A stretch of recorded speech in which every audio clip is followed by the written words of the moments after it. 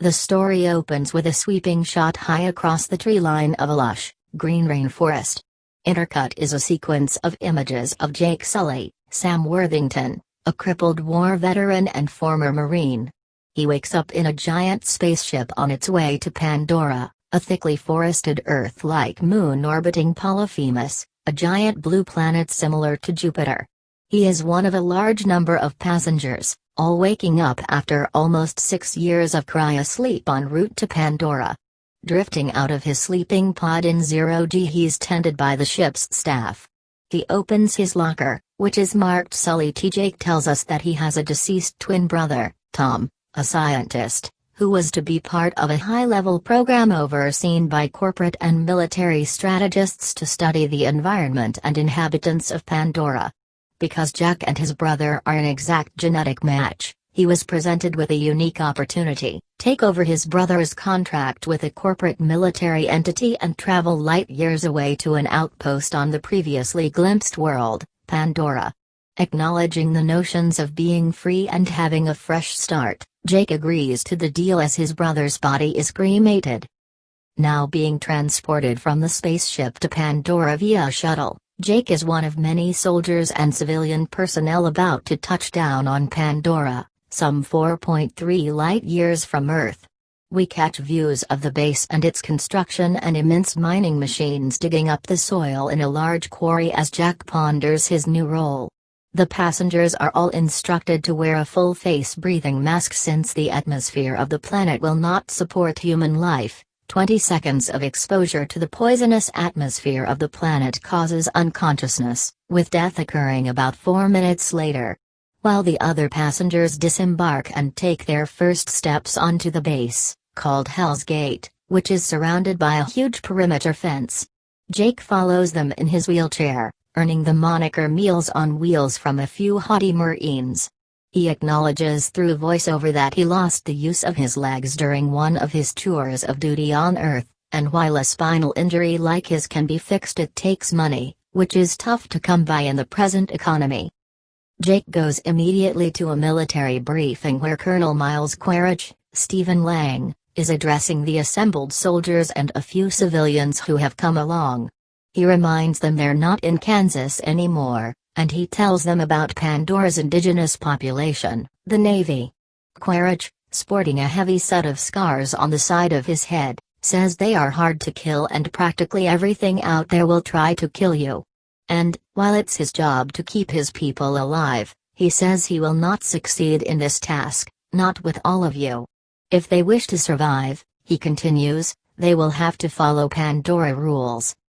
Jake goes to a science lab where he meets biologist Norm Spellman, Joel David Moore, and Dr. Max Patel, Dilip Rao, 2 members of the Avatar program. As Jack gets his first look at his own avatar, we learn about the program itself. Humans are unable to breathe Pandora's air, but the Avatar program enables a human to link with their own avatar, a genetically bred human-Navi hybrid, and function as if they were a Navi native. In his avatar body, Jake will be able to walk again and breathe the atmosphere. The avatars look very much like their human drivers. When Norm tells Jack his avatar looks like him, Jake profoundly says it looks like his dead brother. Jake and Norm enter the science department just about the time Dr. Grace Augustine, Sigourney Weaver, the program's science lead, awakens in a specially designed pod that links her to her avatar and flips open the top. Norm says to Jake he hears she likes plants better than people. She arises from her pod and converses in Navi with Norm. Satisfied with Norm's command of the language, she turns to Jake. She tells him she needs his brother Tom, the PhD who trained 3 years for the Pandora mission, but she doesn't need Jake since Jack has no lab experience and has never been linked to an avatar. Jake tries to imply that he's a quick learner, but the ill-tempered Grace isn't impressed.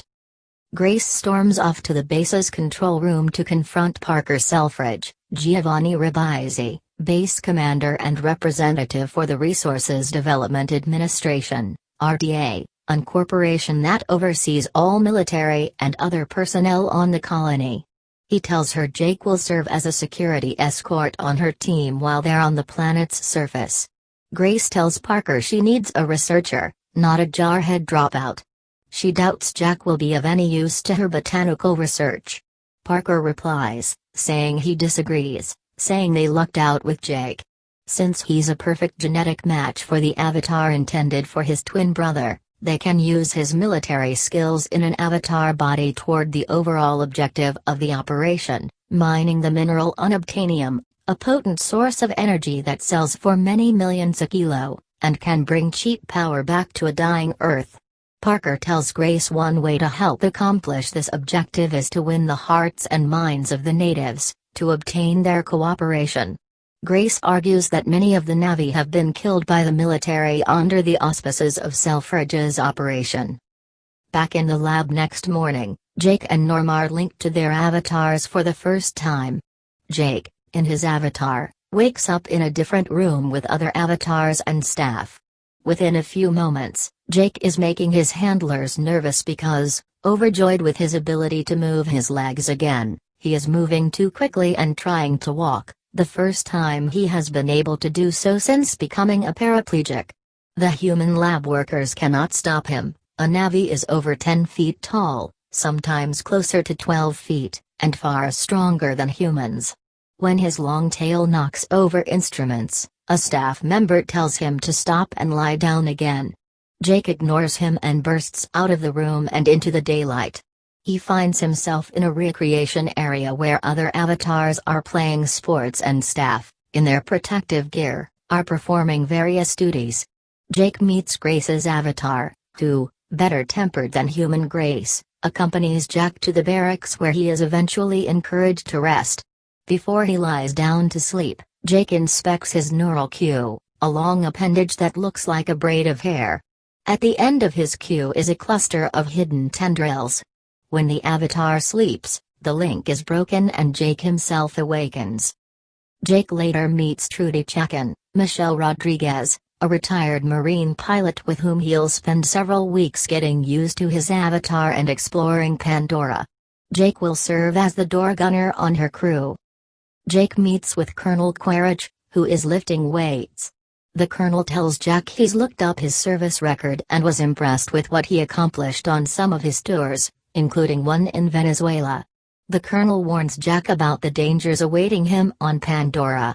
He also states his belief that the Avatar program is a joke but that it offers an opportunity for a unique reconnaissance mission, if Jake can find out and tell the colonel what he wants to know about the natives, how to persuade them to move away from the unobtainium ore deposits and how to hit them hard if they won't. The colonel will see to it that Jake gets the surgery he needs to regain use of his legs. The colonel climbs into an AMP suit, a bipedal exoskeleton used for missions on Pandora, and moves off. Relinked with his avatar, Jake flies over Pandora's surface in Trudy's gunship, along with Grace, Norm, and others. The team lands in a forest, where Grace and Norm begin to take samples of the flora and make measurements. Jake is distracted by his surroundings and wanders into a field of helicaratian flowers, which are quite dull and shrink at Jack's touch. Trouble arrives when a Titanothere, a heavily armored, hammer-headed creature, confronts Jake. Grace orders him to stand his ground and not shoot, or else the animal will get angry and charge. His armor is too thick for guns to have any effect anyway. Jake successfully holds his ground, but only because another beast, a panther-like Thanator, has approached him from behind and has caused the Titanotheres to retreat and surround their young. The Thanator then turns to Jake. Grace tells him to run, and he's pursued by the Thanator in a chase that separates Jake from his crew. He loses his gun and is downed by the animal, but frees himself by releasing his backpack. Ultimately, the chase leads to a waterfall, where Jake jumps to safety, leaving the Thanator roaring above him. Jake's crew searches for him but Trudy says they'll have to return to base since night drops are not allowed. Grace says he won't last the night.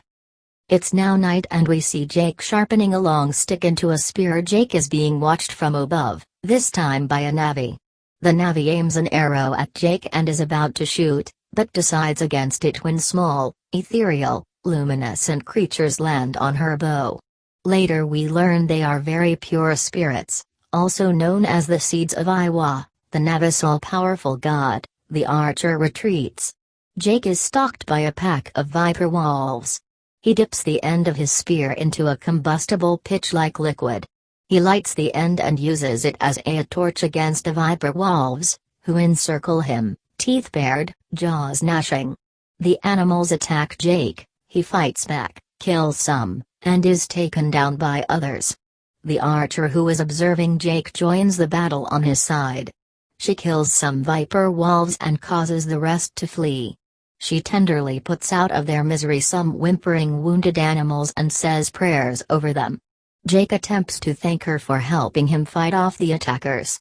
She meets his thanks with scorn, tells him all this is his fault, that they did not need to die, and that he should go back to where he came from. Jake asks if she feels that way, why she helped him. You have a strong heart. No fear, she explains. But stupid. Jake attempts to follow his rescuer up into a tree, asks for her help, and says he wants to learn. He's repulsed and told to go back, that sky people can't be taught. Just then, the seeds of Iwa reappear and start to land on the nervous Jake. He asks what they are. Very pure spirits, she replies, and Jake is covered by them, making an impression on his companion. When the seeds drift off, she relents and tells him to come with her. As Jack tries to keep up with his rescuer, Neytiri, Zoe Saldana, he is felled by a bolo thrown by a patrol of Omatakian warriors. Their leader is Tzidi, Laz Alonso, next in line to the throne and the man Neytiri is expected to marry. Neytiri stops them from harming Jake by telling them there has been a sign from Iwa. Tzidi tells his men to bring him along to Tashik, father, approximate spelling, and Iwa, mother. Jake is presented to Neytiri's parents, Itakn, Wes Studi, and Ma'at, CCH Pounder, who are the king and queen of the tribe, respectively. Jake tells the elders that he is a warrior, a dreamwalker, and his intention is to learn from them. Ma'at pricks Jack's chest and tastes his blood, decreeing it is the will of Iwa for him to live with the Omatakiya, and for Neytiri, however reluctantly, to be his teacher in their ways and customs. After a ritual gathering, Jake is brought to his bed, a leaf high up in the home tree that encircles him like a cocoon. As he falls asleep, human Jake is revived. At morning chow, all the scientists, including Grace, are focused on everything Jake has to say. Norm seems very disappointed and sullen. He was Grace's original choice to bond with the Omatakiya. Even the military and corporate reps have warmed to Jake. Hometry sits atop a massive deposit of unobtainium, so Jake appears to be their best shot at convincing the Omatakiya to move, or advising the colonel on how to force them to do so. He's informed that he has 3 months to achieve his objective before the bulldozers arrive. The next scenes revolve around Avatar Jake's training with Neytiri and human Jake's reports on his experiences via the videolog he dictates after every day's activity. He bonds with his dire horse, an important animal to the Navy. Jake must learn to mount the animal and connect his neural cue to its antenna. Human Jake continues to report on the Hometry's infrastructure and other Navi details. Jake has a difficult time learning how to control his dire horse and is often referred to as Skson, Scone, by Neytiri and Tzidi, which he tells us means moron. Jake reports back to the colonel and Selfridge about the Omatakiya's home, the giant Hometry. Underneath it is a large deposit of unobtainium. Jake tells them about the structure of the 1,000-foot-tall tree. Quaritch sees an opportunity to destroy the tree, but Jack requests he be allowed to negotiate with the Navi and convince them to leave. Sensing that Jack is being manipulated by Quaritch, Selfridge and the rest of the military section of the mining operation, Grace decides to take her operation out of Dodge. She moves them into the Hallelujah Mountains, a remote region of immense, floating islands that are sacred to the Navi and are also rich in unobtainium. Grace wants her turf away from the RDA officials and military types at the base. In his next videolog, Jake discusses his language lessons and says his time with the Navi is like field stripping a weapon. Enough repetition and you can't help but learn it. This is intercut with scenes of his continued training with Neytiri, who teaches him about the Navi Forest connection. She tells Jack that all energy is borrowed and one day we have to give it back.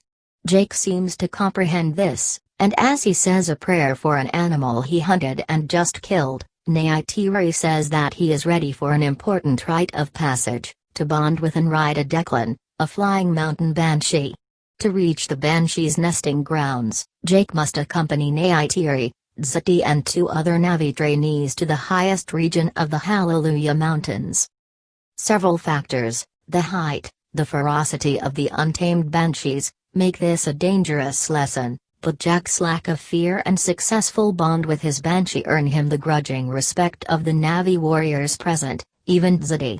He makes the bond with the tendrils in his queue, and as he rides the flying animal he remarks that he's not much of a horseman but he was born to do this. Jake, Neytiri, and the others ride together to the Tree of Souls, the most sacred place to the Navy. While flying on a hunting sortie, Jake and Neytiri are suddenly pursued and attacked by a creature known to the Navi as Toryuk, a giant and brightly colored flying mountain banshee with murderous intentions toward everything that flies. Neytiri says its name means last shadow. The Toryuk's shadow, once seen, is usually the last shadow one ever gets to see, as its attack is almost always fatal. Back at Hometry, Neytiri shows Jack the skeleton of a precursor of the present Toryuk. She tells him the last person to ride a Toryuk was her grandfather's grandfather, who used the animal to unite the 5 Navi tribes in a time of great sorrow. Such a person would earn the title Toryuk motto, Rider of the Last Shadow. When Jake comes back to his human form, it's clear he's been changed by this latest experience, for he says, "Out there is the real world, and here is the dream." The Colonel comes over to him to tell him his mission is accomplished and he's to return to Earth that day. And good to his word, the Colonel has arranged for Jake to get the treatment he needs to regain use of his legs. Jake wishes to delay his departure because he says he's right at the point at which he's to be initiated into the tribe and accepted as one of them, and then would have the status to negotiate with the Navi to relocate. The Colonel acquiesces. Jake attends a Navi ceremony, where he learns the Navi believe that every person can be born twice. Neytiri leads Jack to a place of prayer, the Tree of Voices, where they use their cues to bond with the tree. Neytiri tells Jake he can make a bow from the tree, and that he can choose a woman. Jake tells Neytiri that he has already chosen her, and she says that she has chosen him. They sleep together under the tree and Jake wakes up back in the lab. In the morning, Neytiri awakens to falling trees, then the presence of bulldozers. Soldiers are advancing as the forest falls around Neytiri, who is dragging and carrying Jake to safety. At their remote spot, Jake is getting ready to link with his avatar, and when he finally revives, Jake climbs onto one of the bulldozers and tries to stop it, eventually smashing its camera system and drawing some gunfire. Other Navi warriors arrive, while the Colonel, reviewing films back at the base, recognizes Jack in his avatar form as the person who tried to stop their mission.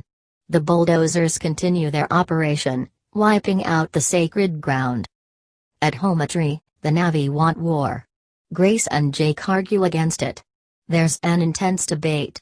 Zati tries to kill Jake, jealous at having learned that Jack and Neytiri are mated for life when he and Neytiri were betrothed. Jake declares he is a Navi and deserves the right to speak. Suddenly, both Grace and Jake's avatars fall unconscious as the links between them and their human forms are abruptly broken by the enraged Colonel, who arrests Jack for trying to stop the bulldozers. Grace and Jake face off with RDA and military brass. Grace reveals that Pandora's trees form a network that has more neural connections than exist in the human brain and that the Navi can tap into that network. Consequently, the Omatic AI will never leave Hometry. Parker and the Colonel discuss options. He will launch an attack on Hometry and use gas bombs to drive out the Navy. Jake presses to be allowed to return to the Omatic AI to try to convince them to leave, and he's granted 1 hour to achieve that objective. Jake and Grace are not welcomed back. Neytiri rejects Jake. Both Jake and Grace are bound and left behind by the Omaticaya, who are preparing to fight against the humans, who have arrived in a large fleet of flying ships. The fleet launches gas canisters into Hometri and the surrounding area. As the battle escalates, most of the weaponry is targeted at the root structure of Hometri, which is toppled by a series of explosions and heavy artillery. Many Omaticaya are killed. Ma'at frees Jack and Grace and asks them to save the tribe. Jake arrives and is rejected again by Neytiri when he tries to console her. Neytiri's father Idakn is killed by a large piece of shrapnel. His dying wish is for Neytiri to take his sacred bow and assume leadership of their people. The destruction seems endless, and, suddenly, Jake and Grace return to their human bodies and are promptly placed under arrest for treason. Norm is also arrested for trying to prevent soldiers from disabling their avatar forms. The Navy gather at the Tree of Souls. Trudy arrives at the cell which holds Jake, Grace, and Norm. She dupes their guard by saying she wants nothing to do with them, only to knock out the guard an instant later. As they prepare to flee the base, Grace is shot and wounded by the colonel. The team flies Trudy's ship to the remote lab in the floating mountains and they take a pod to another spot in the forest. Jake returns to his avatar body. The hopeful reunion with the Omaticaya is not to be, initially. Jake is an outcast, an alien. So he makes a bold decision. He realizes that to regain the trust of the Navy, he has to take things to a higher level. He summons his Banshee and sets off to find the Toryuk. His strategy is simple but can easily result in death. Jake believes that the Toryuk never looks for an attack above himself and thus he can be approached that way. Jake jumps off his Banshee and onto the back of the Toryuk. We next see him arrive riding the Toryuk at the Tree of Souls in the middle of an Omatikayan ceremony. Jake has successfully bonded with a Toryuk. The Omaticaya are stunned to see their greatest legend come true. Jake dismounts and makes his way through the crowd of Navy, who, part before him. When he reaches Neytiri, each holds out an arm to the other and she says I see you. Tzadi, who is now tribe leader, concedes Jake's new role of Toryuk motto. He accords Jake much respect. Jake convinces Ma'at to help Grace, who is dying. Ma'at begins the preparations, which involve getting Grace's human and avatar bodies in place at the Tree of Souls.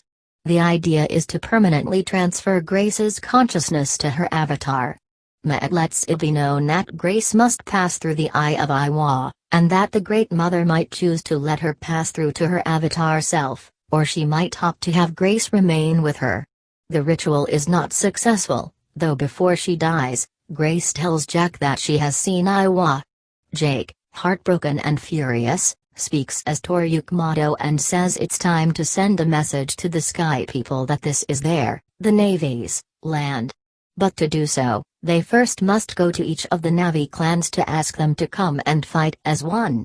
Tzadi will be the Omatikayan's new clan leader and will also help rally other clans to fight with them.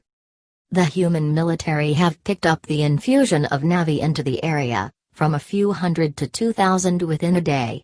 At this rate, the colonel says as he addresses his troops, the Navi will soon total 20,000, at which point their perimeter will be overrun. Rather than let that happen, he continues, they must stage a preemptive attack while they still can. Their plan is to turn a space shuttle into the carrier of a massive bomb. Their target is the Tree of Souls, and the attack is planned for 0600 the next day. They believe that if they destroy the Tree of Souls, the Navi will go away and never come near this place again. Jake is busy rallying the Omaticaya. At the Tree of Souls, he uses his Q to bond with the tree and asks Iwa to look into Grace's memories, stressing that humankind killed their mother, Earth, the entity that protects the balance of life. Neytiri appears and tells Jake that Iwa does not take sides. Quaritch masses his fleet, mostly as protection for the Valkyrie shuttle. The bombship and the fleet move toward the Tree of Souls. The United Navy force begins to arrive from the sky and on the ground. Jake on his Toryuk, Tzadi, and other warriors engage in battle with the military aircraft, mainly Scorpion assault ships. Casualties mount on both sides. The gunships have unmatched firepower, but are no match for the Declans, who grab hold of them and smash them against each other. Jake, riding the Toryuk, is pursued and shot at by Colonel Quaritch's Dragonfly ship. Trudy arrives and opens fire on the Colonel's command ship. Neytiri's Banshee is shot down and killed. Norm's avatar is mortally wounded and he jumps back to his human form. Zati takes on the bomb ship and is killed in the attempt. Trudy dies when her ship is destroyed in a hail of gunfire from Quaritch's Dragonfly. Neytiri watches this action from the ground. Jake attempts to contact Zati and is unsuccessful, as is his attempt to reach Trudy. Meanwhile, the bomb ship closes in on the Tree of Souls. Jake tells Neytiri via communicator to disengage from the fight. Suddenly, through what's left of the surrounding forest, a battalion of Titanotheres, Pandora's heavily armored dinosaur-like animals, arrives and engages the Earth forces. They quickly lay waste to infantry and soldiers in AMP suits. Overjoyed that Iwa has heard Jack's plea for help, Neytiri rejoins the fight with many other of Pandora's species behind her. When a Thanator appears nearby, it bows to her submissively.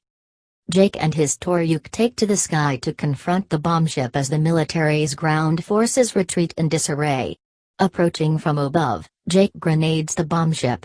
It crashes in flames and explosions well away from the Tree of Souls. Jake also throws explosives into vulnerable parts of the command ship. It begins to burn and go down.